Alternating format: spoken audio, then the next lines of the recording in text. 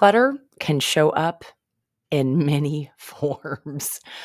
I'm laughing because of just my desk in the moment. But often it isn't just about the piles on a desk or maybe a messy closet.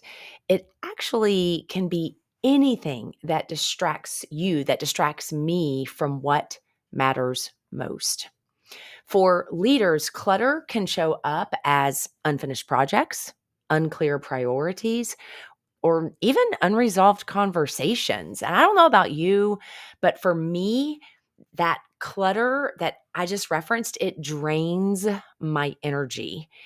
And as a leader, it not only can quietly drain your energy, but it also can shift your focus and impede your effectiveness. The way I see it, this is a pick your path: clear the clutter or cling to the chaos. When we choose to clear the clutter, what we're doing is we're making space for our focus, our creativity, and even better decision making. But when we cling to the chaos, we actually can normalize disorganization.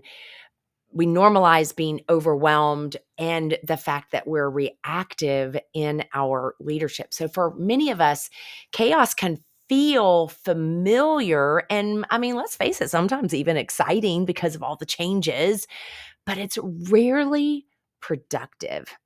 And if we're constantly shifting from task to task, also known as multitasking, we will find ourselves in reactive thinking mode instead of proactive thinking mode.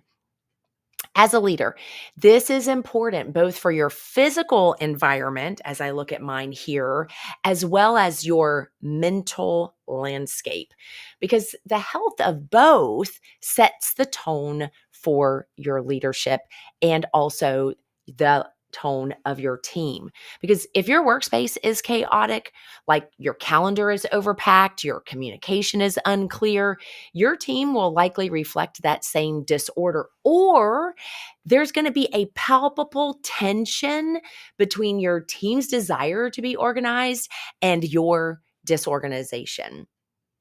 But when we are intentionally creating clarity, streamlining processes, decluttering meetings, prioritizing tasks, then we're modeling what intentional leadership looks like. So clearing the clutter doesn't have to be overwhelming. Just so you know, for today, I wanted to just give you some quick suggestions for small things that you can do. First is declutter your space, like one space. It could be your desk, it could be your email inbox, it could be your calendar. For me, one area every single week, at least once a week, I set time to declutter my email to make sure. I call it an email audit. It just helps my mind to be in a better place when I've taken the time to do that.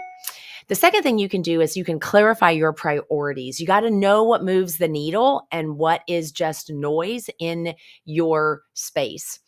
And then a third idea is create a rhythm. Like I just gave you an example, like weekly email audits, weekly check-ins with key staff members, end of day resets. We call those ramp down in coaching, where you're taking the time to close everything out, making sure you've got all things set before you step away from your desk. You could also have quarterly reviews as well. All of this helps to keep the clutter from creeping back in, because it will. Because remember, clutter typically builds up slowly and over time. So removing it is also about steady, intentional action. So this week, I want you to ask yourself, are you clearing the clutter or are you clinging to chaos? You don't have to overhaul everything at once. Just take one small step towards clarity. When you make space for what matters, you lead with focus, more purpose, and more peace. I'm Elizabeth Mahusay, executive business coach, corporate trainer, keynote speaker, and the international bestselling author of Pick Your Path. And I'm encouraging you today to choose to pick the path of clarity over chaos.